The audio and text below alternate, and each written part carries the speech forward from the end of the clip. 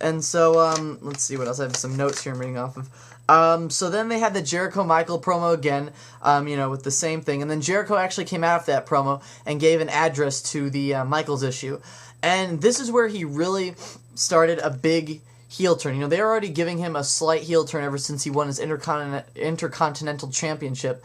But he really made a sharp turn on this show because he started talking about, how Michaels was this great wrestler and how could he be such a horrible person, blah, blah, blah. But then he started insulting the crowd, which, is obviously a thing for a heel to do. Then he did some other stuff, he said, I think, that it wasn't his fault Michaels got hurt, it was the crowd's fault. And then the crowd started booing him, but I'm sure that he's still going to get cheers because he's Chris Jericho. And even during his first heel run, he still got cheered a lot. But I think they managed to turn him into a pretty decent heel with this show. We'll see how that goes. And actually, during the middle of a speech, Ric Flair comes out, which is Flair's first.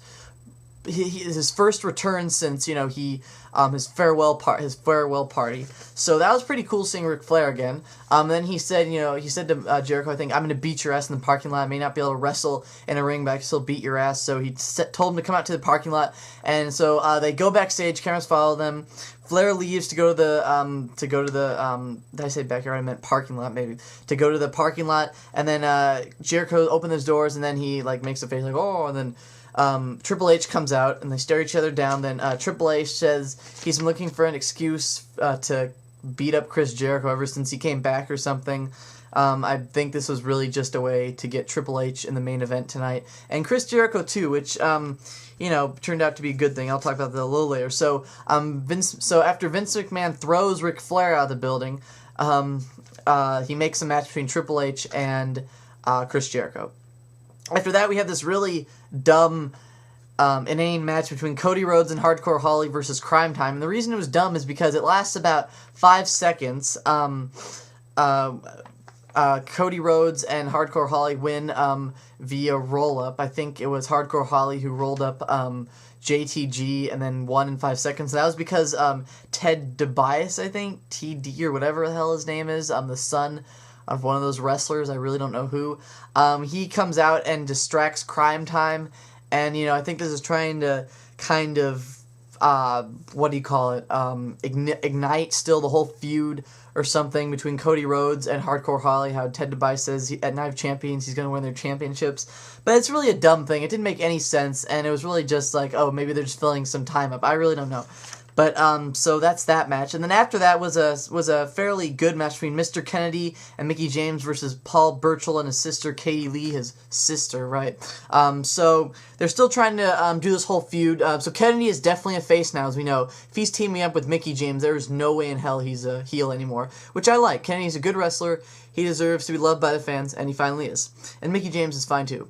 So, they went against Paul Burchill and Katie Lee, which, I really don't care for Paul Burchill, but he's really the only other, I guess, decent heel that Raw has on now, so we'll kind of have to go with that.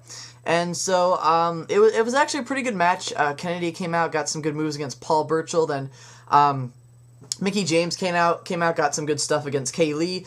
Then, at the end of the match, Mickie James and Katie Lee were the legal people. And then, because it was intergender tag team match, so it can only be, girl against girl, boy against boy. And then, so Paul Burchill is going to attack Mickie James, and then Kenny just comes out and spears the crap out of him, which is pretty awesome. Spears him off the ring. But then Mickie James misses her finishing move, and then Katie Lee does a type of a finishing backbreaker move or something. It looked like a backbreaker. And then, so they win. Paul Burchill and Katie Lee win. I guess that's pretty good. I really don't care as long as they still keep pushing Kennedy, because I want him to be in contention for the WWE title, or maybe they'll trade him to SmackDown, and then I'll have a reason to watch SmackDown. So that's what happened with that. Then we had the main event, Triple H versus Chris Jericho, and I think it was good they put Chris Jericho in the main event with Triple H. Of course, Triple H is going to be in the main event. He's a WWE champion. And I think it was good they put Chris Jericho in there because they're trying to finish his heel turn, and they really did it this way because obviously the fans are going to root for Triple H. He's the face in this sense.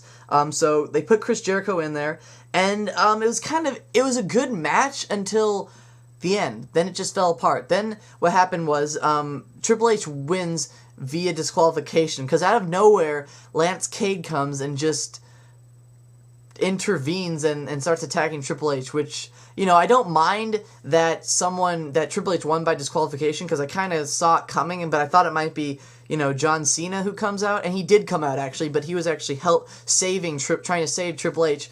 But really, why Lance Cade? Why the hell are you going to take Lance Cade and put him out there, you know, when you can easily do it with JBL? Why not JBL and do something with that? So really, it didn't really make any sense why Lance Cade was in there.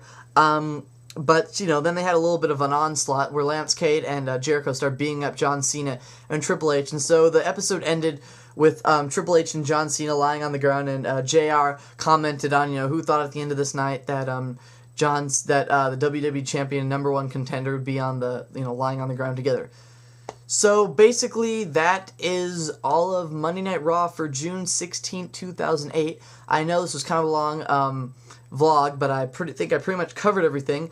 If you have any requests or comments or anything, leave them down below. And yeah, that's pretty much it. So I'll see you next time. Bye.